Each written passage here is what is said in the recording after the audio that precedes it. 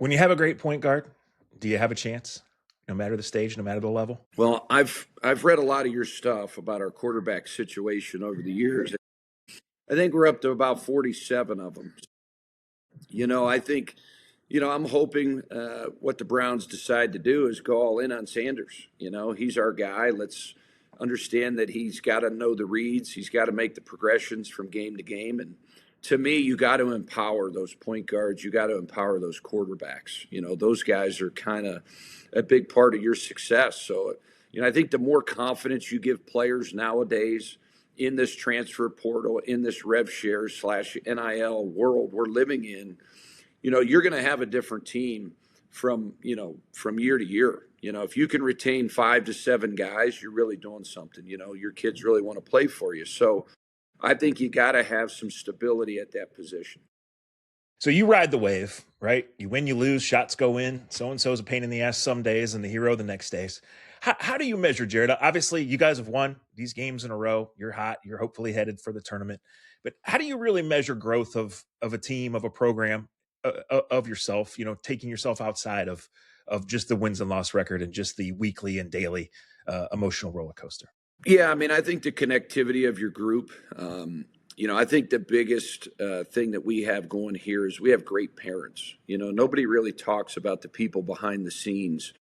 The number of text messages I get from our parents daily, whether it's after a game, it's really a unique group. So when we're going through, recruiting processes, we really look and try to identify great parents. You feel that on the visit, the types of questions they ask.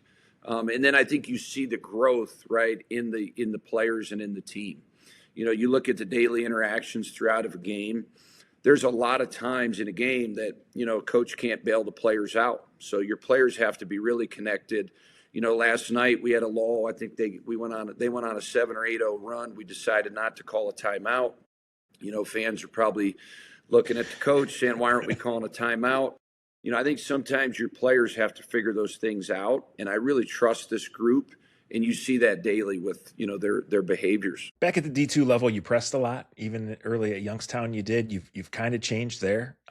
Is that natural evolution? Is it necessity? Is it, listening to different people? Just, take us through the process of, obviously you need an identity to be a great team, but you also need to be flexible. I think that's a wonderful question because I think, you have to evolve from year to year. I think, your schemes and your system are based on your personnel.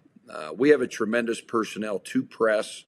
I would say we're very opportunistic, however you pronounce that word, but we will do it at times, Zach, right? We will, whether it's, during a stretch of a game, whether it's a free throw, but we are picking up end line to end line. I think one of the things you're seeing in the NBA, they're really picking up full court.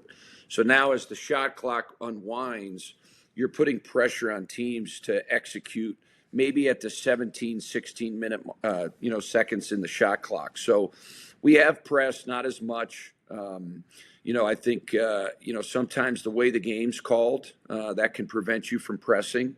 But I think it's really whatever the game entails, whatever the game needs, we'll try to do. But we'll diamond press, we'll run and jump. We do have some zone presses that we'll use from time to time. But I think our half-court defense is tremendous where we don't have to, really kind of stretch the floor throughout games.